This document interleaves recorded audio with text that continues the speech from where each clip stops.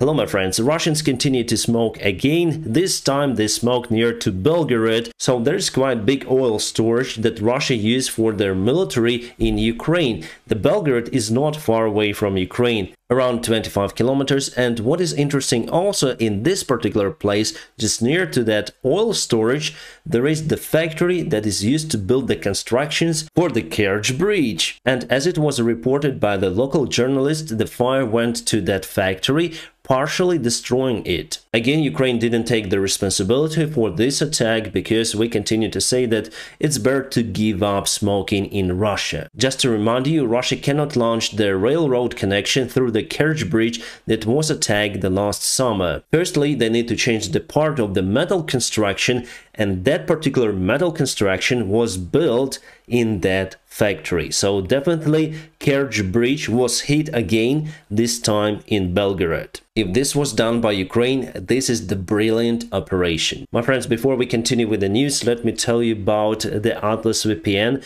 Their mother company donated 1 million euros to Ukraine, actually through Lithuania, and I got this message from my support team of the Atlas VPN, and they confirmed the deal. For that large sum of money, they are going to buy some of the radars for Ukrainian army. So I'm really proud to have this sponsorship on this channel with Atlas VPN. And now, my friends, I'll tell you why do I use their product. Why do I think it's the best VPN on the market? First of all, it has the best price and product quality ratio. I signed up for the 3 years offer and I paid just $1.99 per month, and for that I got the best military encryption standard protocol available for VPNs. And because of the multiple devices support from a single account, I'm sure that my laptop, my iPad and my smartphone are well protected. And just recently, then I was sitting in a local cafe using the public Wi-Fi. I got the warning from Atlas VPN that someone tries to reach my YouTube channel and Google account. That is why I changed the password and immediately disconnected from that network. That security monitoring is not available for many VPNs, and luckily Atlas VPN got it. You may hear that English is not my native language, so I constantly studied. How I study, I just basically watch the Netflix series, and some of them are not available in my country. That is why I switch on the Atlas VPN to watch my favorite series. With Atlas VPN, you simply don't have any limits or any kind of restrictions. Atlas VPN may help you to avoid the price discrimination, so by changing your virtual location, you may purchase, for example, airline tickets with a great discount. Atlas VPN is blocking unknown ads, it restricts the government access to your accounts, and also you are unreachable for hackers. Awesome. Right now, Atlas VPN is running a huge discount. It means that you can get a 3 years offer for just $1.99 per month with a 30-day money-back guarantee. This offer is time limited, so get your deal by clicking the link in the video description just below and join the club. Atlas VPN, thank you so much for being the long-term partner on this channel, and thanks again for your support of Ukrainian people. Alright, the China balloon saga is over. It was shut down, then it started to fly over the open waters. So United States used the rockets that were fired from the fighter jets. And you can see the video how it was shut down and went down. Obviously, it would be taken for the analysis whether it was, oh, you can see the airplane flying. So it was the close launch of the rocket. So the research and investigation will show whether it's the meteorological balloon or the spy one. I would rather use the machine gun of the airplane to shut it down like in good old times, but they decided to launch the rocket for it. Quite interesting. Absolutely fantastic. We have the first Leopard 2 delivered to Ukraine. Canadian Armed Forces show this video just today how they deliver it with the help of the Globemaster. You have quite a strong winter in Canada. Wow, kind of cold. Canada, you're great. We have the implementation of the Delta Services Control System in Ukrainian Armed Forces. It's awesome. What it does, it shows the movement of Ukrainian forces and the enemy side. live. So people in charge, generals, commanders will be aware of what is happening on the front lines. For them, it would be similar to playing some strategy game, then they see everything. With the help of the satellites, surveillance airplanes and drones, Russia cannot hide their forces. Basically, no army can in the 21st century. But for sure, Russia doesn't have this control system in their army, and this gives us advantage because commanders may command to each unit where to go and what to do on the front lines. So I think this system plays even greater role compared to some of the military units and equipment that we have. Alright, Deutschland konnte bis zu 160 Leopard 1 Kampfpanzer liefern. Oh, sorry, Deutschland will deliver 160 Leopard 1 tanks to Ukraine.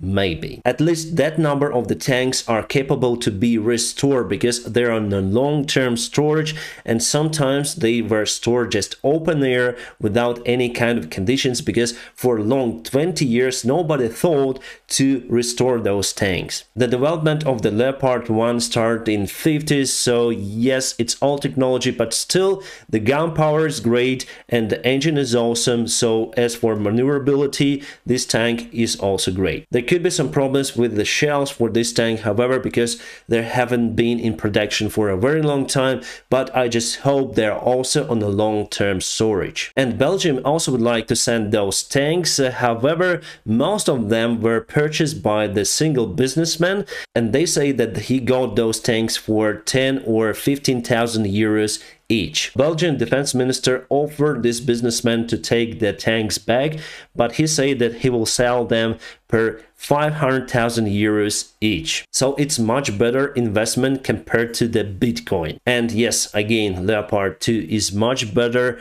but still we have what we have. We need tanks right now with any kind of the quantity, quality. We have what we have. And Russia accumulates their forces near to Melitopol, and they do expect that the Ukraine may start the counterattack, but not in a nearby perspective. I think we're gonna start it during the springtime. And yesterday there was the announcement of the big military help from United States to Ukraine, $2.2 billion.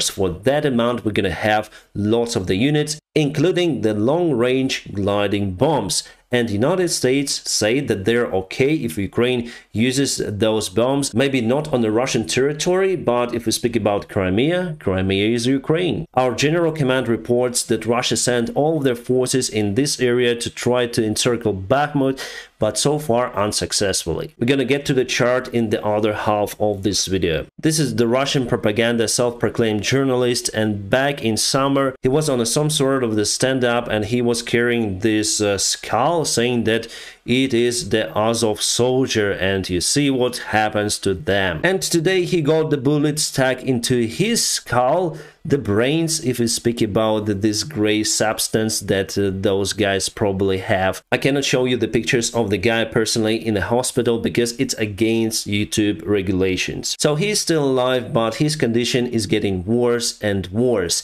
Where did it happen? It happened on the Russian-controlled territory, far behind the front lines, and who did it?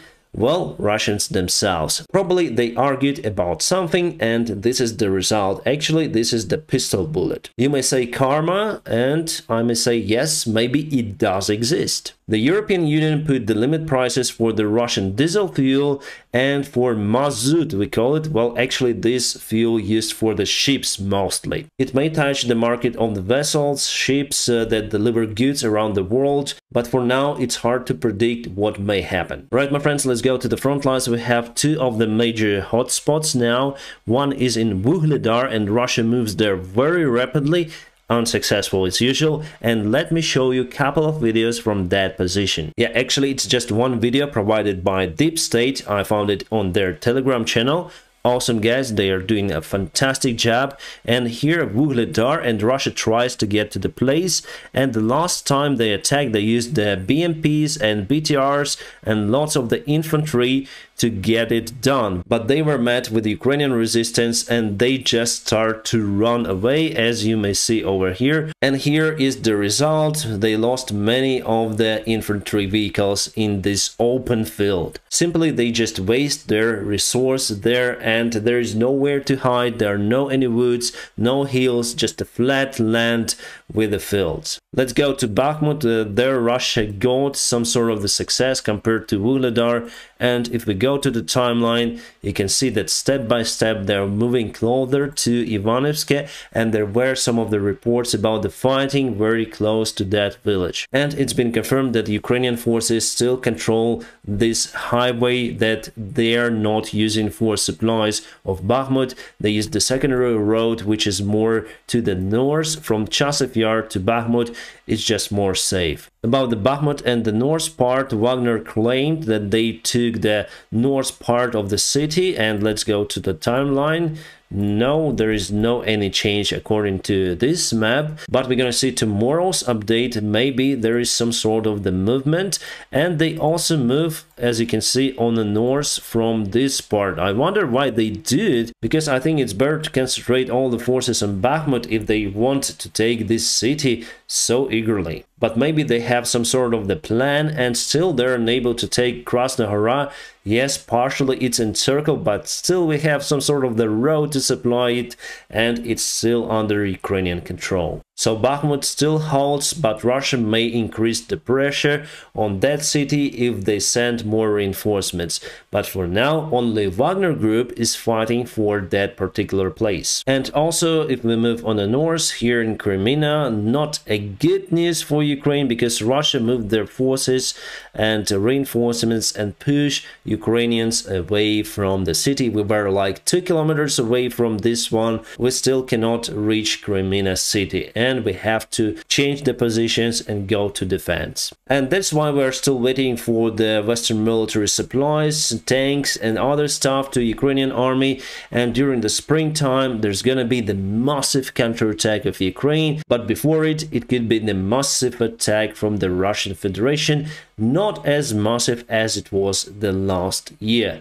My friends, now press the like to this video. Also, don't forget to check the Atlas VPN. They are awesome guys. They support Ukraine and this channel personally. So I'll put the link in a video description below for you to do so. So check that out and join the club. My friends, I wish you all a peaceful sky wherever you are, and have a great time.